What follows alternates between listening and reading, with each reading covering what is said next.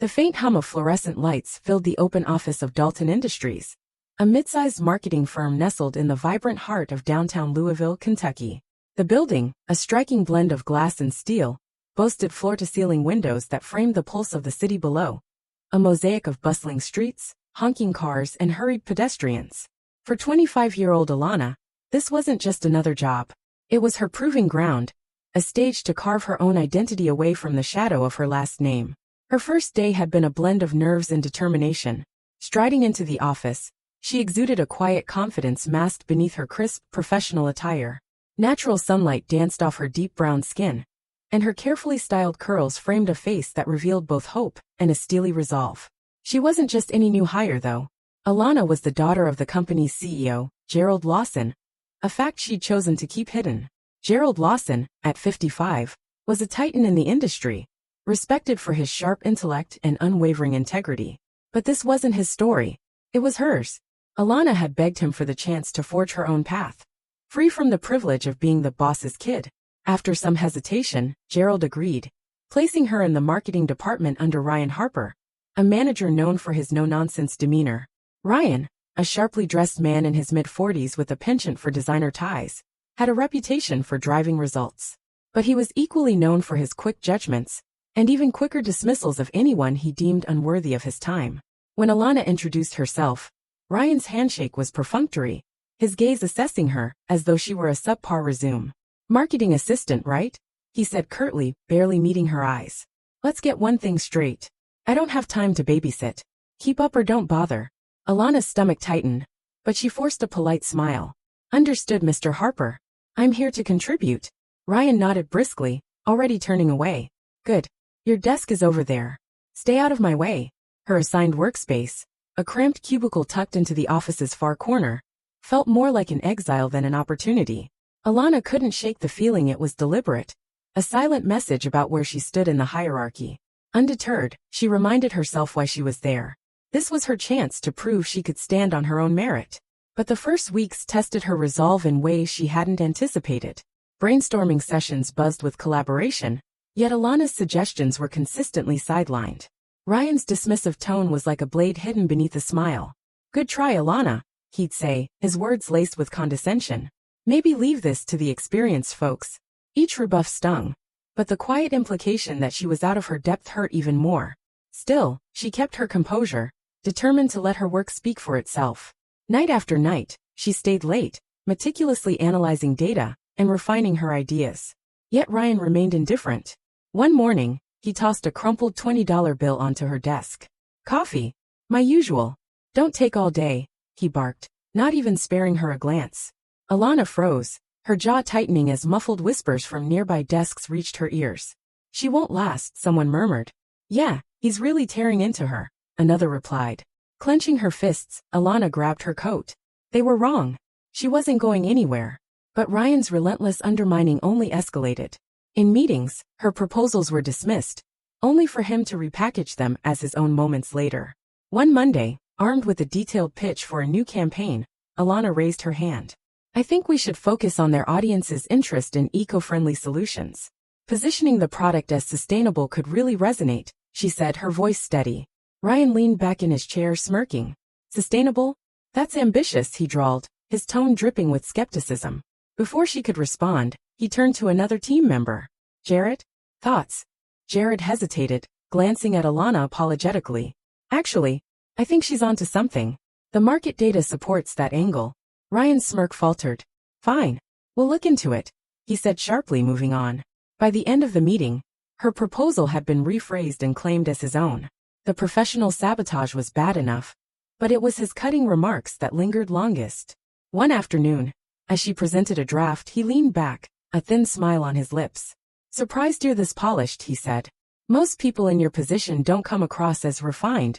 Alana's breath hitched, his veiled insult slicing through her. "People in my position?" she asked evenly. "You know what I mean," Ryan replied, his tone feigning innocence. "Let's not make this into something it's not."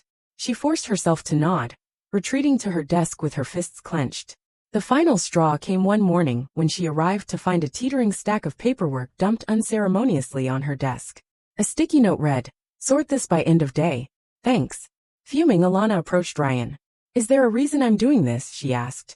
He shrugged, not even looking up. Everyone has to pitch in, he said dismissively. She walked away determined. She wasn't just going to endure. She was going to win. The office at Dalton Industries hummed with the sharp fluorescent glow above, the faint buzz of overhead lights almost as oppressive as the tension that lingered in the air. Alana sat at her desk, her posture rigid. Each paper she sorted another mark of defiance against Ryan's slow-burning antagonism. The day stretched on, the minutes stretching like hours. Her fingers moved mechanically as she stacked the papers, each pile an act of quiet rebellion. Her resolve solidified with every passing second. She wouldn't crumble. She wouldn't be pushed out. She was better than this. The office was nearly empty now, and Alana, her head bent low over the last of the papers, barely noticed Ryan as he passed her cubicle. He slowed, a smirk tugging at the corner of his lips. Still here. His voice was thick with mock surprise, as though he found it incredible that anyone could outlast the workday under his command. Guess you've got something to prove, he added, but Alana didn't look up. She didn't need to. Good night, Mr. Harper, she replied coolly, her voice steady, betraying none of the storm inside her. As he walked away, a small smile curved her lips. He had no idea who she was, or what she was truly capable of. The next morning, the office was filled with an unusual sense of urgency. The atmosphere buzzed with electric tension, each person scrambling to prepare for a major client presentation scheduled for that afternoon. Ryan, as always, leaned into the chaos, pacing back and forth, barking orders like a drill sergeant. Alana sat at her desk, eyes fixed on her notes. She had prepared a crucial part of the presentation, one she hoped would finally show the team, and Ryan, that she belonged here. As the team gathered in the conference room for the final review, Ryan took his place at the head of the table. His face was a twisted mix of irritation and smug satisfaction, a man reveling in the stress of others. Alana, seated at the far end of the table, was ready. Her notebook was open, her pen poised. Let's start with the creative concepts, Ryan announced, his gaze sweeping across the room before it briefly landed on Alana. It wasn't a look of encouragement, but of expectation, as if daring her to fail. Alana, do you have something for us? He asked. She stood, heart pounding in her chest.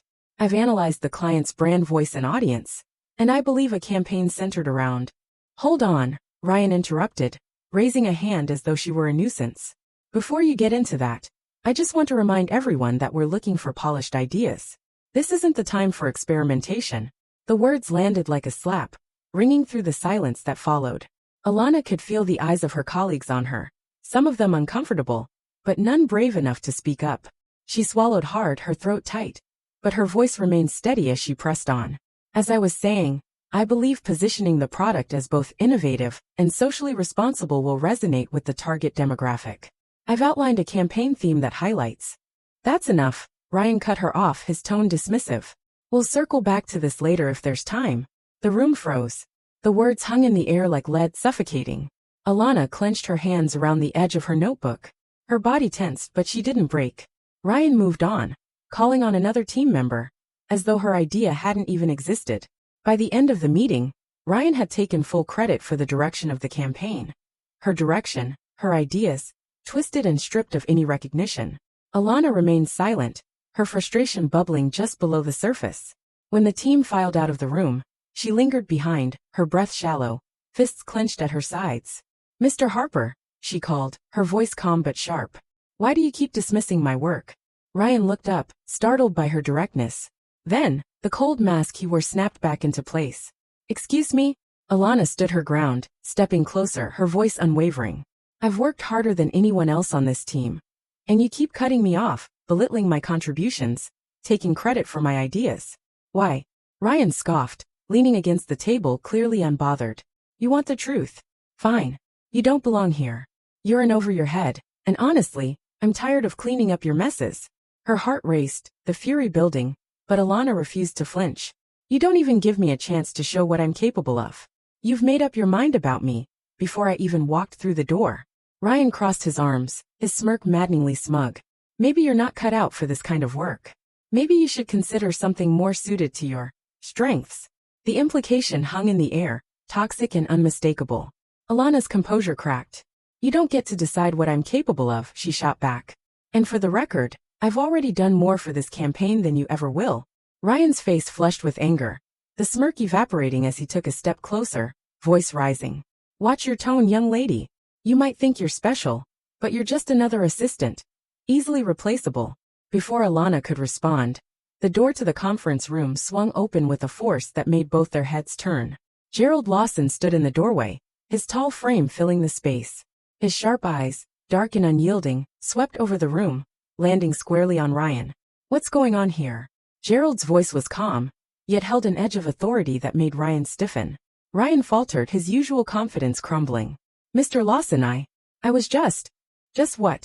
Gerald interrupted, stepping into the room. His gaze softened as it landed on Alana, his voice lowering. Alana, are you all right? The tension in the room was palpable. Ryan's face drained of color as the realization of who Alana was sank in. Wait, she's my daughter, Gerald finished, his tone firm. And from what I just overheard, it sounds like you've been treating her with a level of disrespect I find unacceptable. Ryan stammered, his words tumbling out in a disjointed mess. Mr. Lawson, I didn't realize. Gerald's gaze hardened. That's the problem, isn't it? You didn't realize because you didn't care to. You dismissed her, because you assumed she wasn't worth your time. He took a step closer, his voice cutting through the room. And now, you're about to learn how wrong you've been.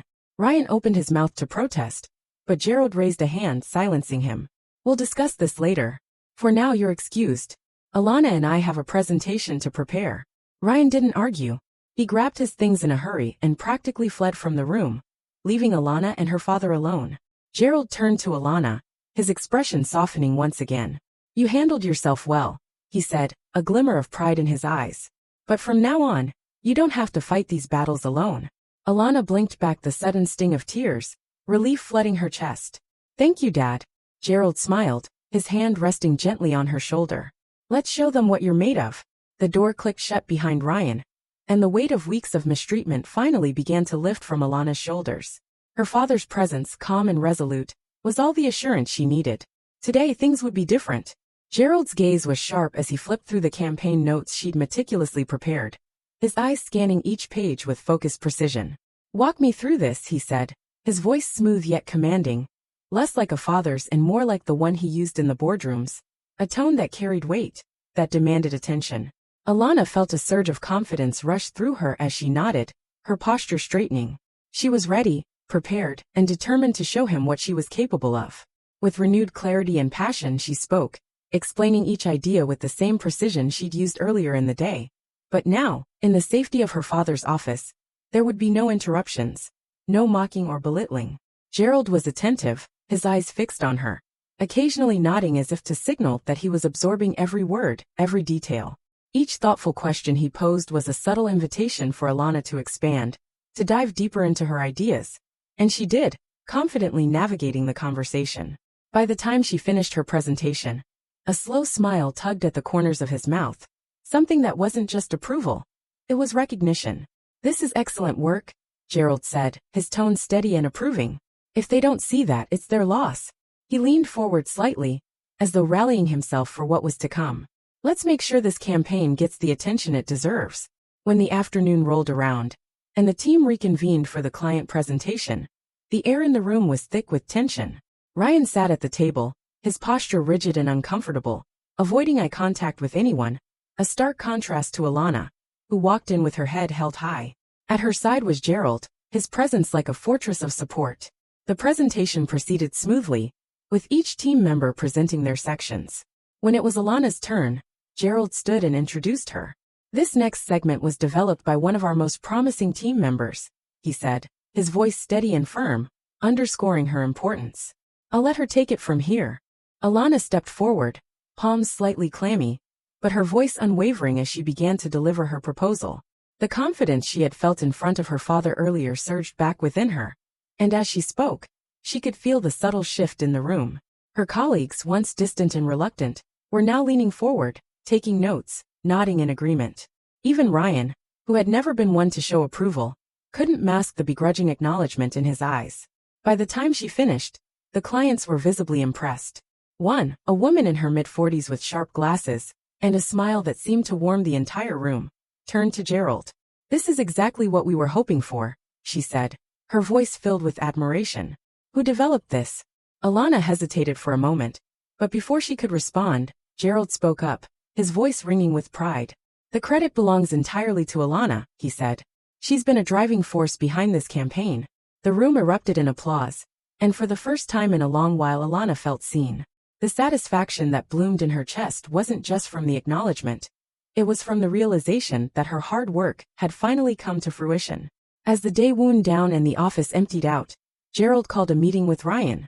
Alana was left in the quiet of her desk, though she could guess the nature of the conversation from the way Ryan's posture had wilted under her father's unyielding gaze.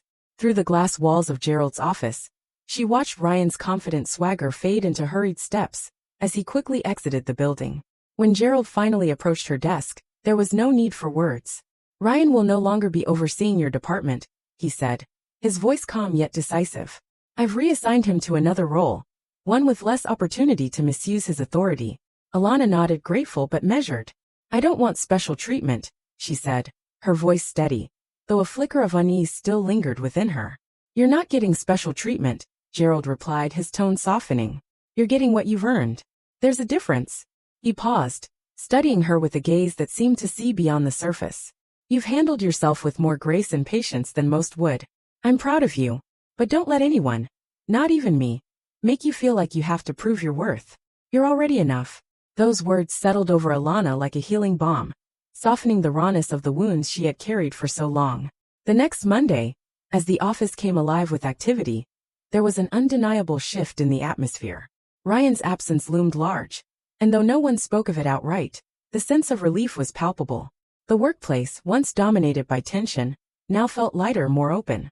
Alana noticed the difference immediately. Colleagues who had once avoided her now stopped by her desk to ask questions, to offer feedback, to seek her input on ideas. Jared, the teammate who had once offered his quiet support weeks ago, approached her with a smile. Hey Alana, he said, his voice warm. I just wanted to say, you really nailed that presentation. It's good to see you getting the credit you deserve. Thanks, Jared, she replied, the sincerity in his words warming her heart. I appreciate that. As the days passed, Alana began to take on a more active role within the team. With Ryan no longer casting a shadow over her, her confidence grew. Her ideas flowed more freely, and the projects she worked on flourished. She wasn't just gaining approval from others, she was building belief in herself. One afternoon, Gerald called her into his office. Sunlight streamed through the windows, casting a golden glow on the framed awards and milestones that adorned the walls. He gestured for her to sit, his expression a mixture of pride and reflection. I've been thinking about what happened, he began, his voice serious. And while I'm proud of how you handled yourself, I regret that you had to endure it in the first place. Alana nodded, her hands folded in her lap, her thoughts momentarily turning inward. It wasn't easy, she admitted, but I don't regret staying. I needed to prove to myself that I could handle it. Gerald leaned forward, his eyes steady, his words weighing heavy with meaning. You shouldn't have to prove anything to anyone, he said softly. Your worth isn't determined by how others treat you, especially when their actions are rooted in ignorance or bias. But what you've shown is resilience, and that's a quality no one can take from you. Her heart swelled at his words, a deep and quiet strength settling within her. She had faced prejudice, belittling, and dismissal, but she hadn't allowed it to define her. Instead, she had risen, demonstrating courage, resilience, and integrity. Weeks later, during a team lunch to celebrate the campaign's success, Alana found herself surrounded by colleagues who now saw her not just as an assistant, but as a crucial part of the team. The change wasn't just in how they viewed her, it was in how she viewed herself. Her journey wasn't just about proving her capabilities, it was about breaking down barriers, changing perceptions, and paving the way for others who might face similar challenges. As the lunch came to a close, Gerald raised a glass, his voice carrying a weight of gratitude and pride. And to Alana, he said, his gaze shifting to her, whose ideas and determination remind us all of the value of hard work and fairness. May we all strive to create a workplace where everyone's contributions are valued. The room erupted in applause, and Alana couldn't help but smile. This wasn't just her victory. It was a victory for everyone, a step forward in creating a space where respect and equality could thrive. The story of Alana's journey is a powerful reminder that true strength lies in perseverance and self-belief. Prejudice and bias may try to undermine us, but they can never diminish the power of hard work, integrity, and courage. And as we work to create spaces of fairness and respect, We ensure that everyone's potential is recognized and celebrated.